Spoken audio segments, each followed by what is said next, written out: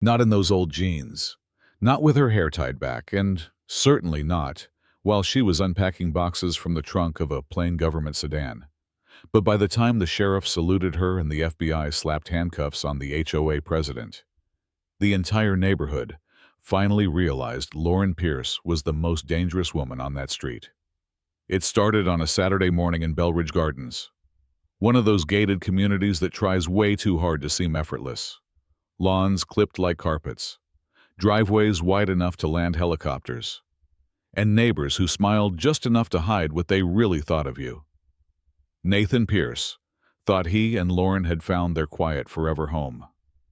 After decades in high-pressure government service, they bought a 2-story stone house with a wraparound porch and a grill that Nathan couldn't wait to master.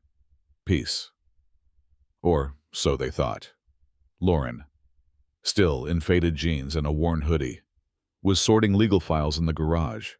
Nathan was fumbling with grill instructions, and across the street, binoculars glinted in the morning sun from the upstairs window of Vanessa Calhoun, HOA president and self-appointed guardian of community integrity.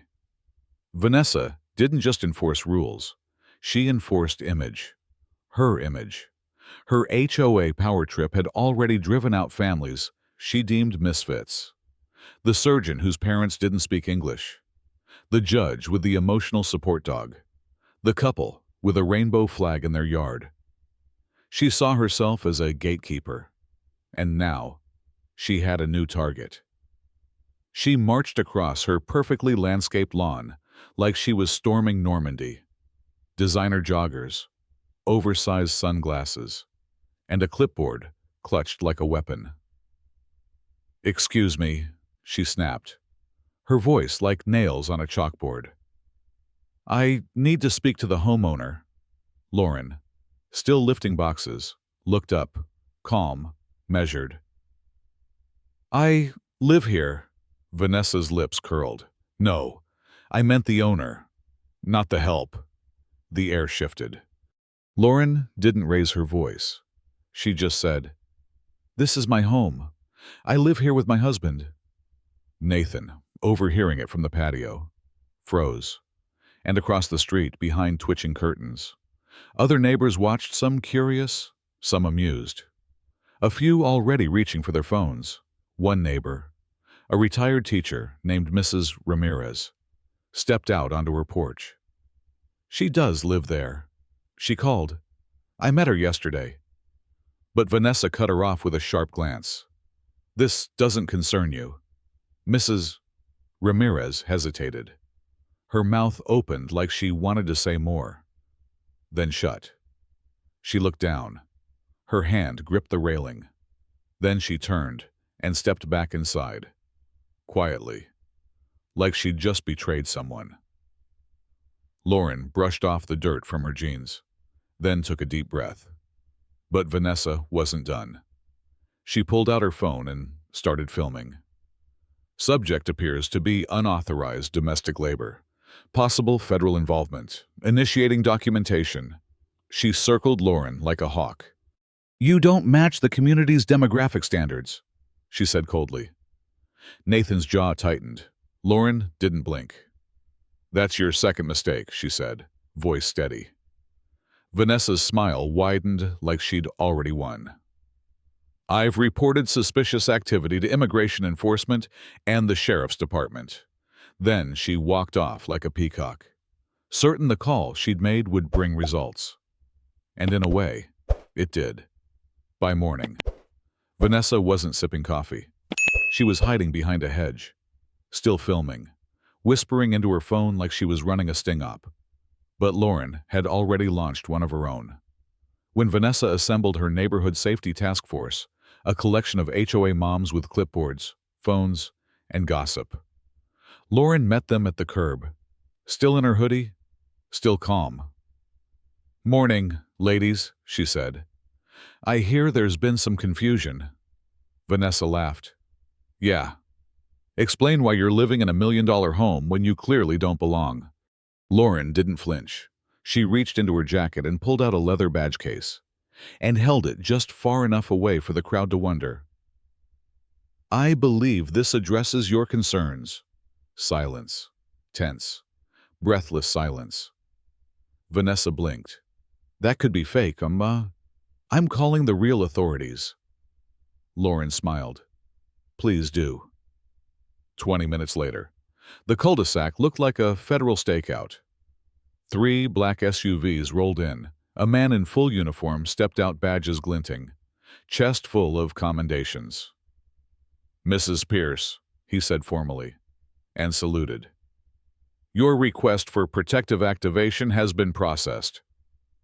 Vanessa staggered. Sheriff Hayes turned to her. You filed a false report against a federal employee. That's obstruction, and potentially harassment of a witness with national clearance. A murmur rippled through the task force. Mrs. Ellison, who'd been eagerly filming, dropped her phone. Lauren stood quietly as agents in suits surrounded Vanessa. Agent Wong stepped forward, holding a file thick enough to bury a reputation. Vanessa Calhoun, you are under investigation for embezzlement, tax fraud, and harassment of protected witnesses. You are under arrest. Gasps. From porches, driveways. A few neighbors tried to sneak back inside unnoticed. Others just froze. Guilty by association. Even Mrs. Ramirez stepped out again this time, no longer silent. She whispered, I'm sorry. As Lauren passed, Vanessa collapsed against her mailbox, muttering denials. But it was over. Lauren had moved into Belridge not for peace, but to finish what she started. 18 months undercover. Dozens of HOA complaints filed by victims across 5 states, all connected by one network, Vanessa's network. And she wasn't just misusing HOA funds. She was part of a ring that targeted federal employees, activists, even judges using bylaws and safety task forces to pressure, evict, and silence. Lauren led the task force that tracked them. And the kitchen Nathan thought was for retirement barbecues, it became their command center. Crestwood, Florida, Monterey Park, California, Seabrook, Texas. 7 states, 73 arrests, $400 million in assets recovered. Operation Clean Slate wasn't just about HOA fraud. It was about reclaiming safety for the people who were told they didn't belong. Later that year, Vanessa was sentenced to life for domestic terrorism. Federal agents took over Belridge's HOA. Families who'd once felt unsafe returned. But it didn't erase what happened. At the next community meeting, Lauren didn't speak first. Mrs. Ramirez did. I stayed silent, and I shouldn't have. That silence cost too much. She looked at Lauren with tearful eyes. And Lauren, she just nodded, not with anger, but with understanding. Nathan grilled burgers on the porch that weekend. Kids ran through sprinklers. The neighborhood looked normal again. But behind those smiles was a memory. A woman judged by her genes, a sheriff's salute, and a justice so precise, it changed the definition of community. You think that's justice. You think Lauren went too far, or not far enough. Let us know in the comments below. And if you believe in justice, don't forget to like, subscribe, and share this story.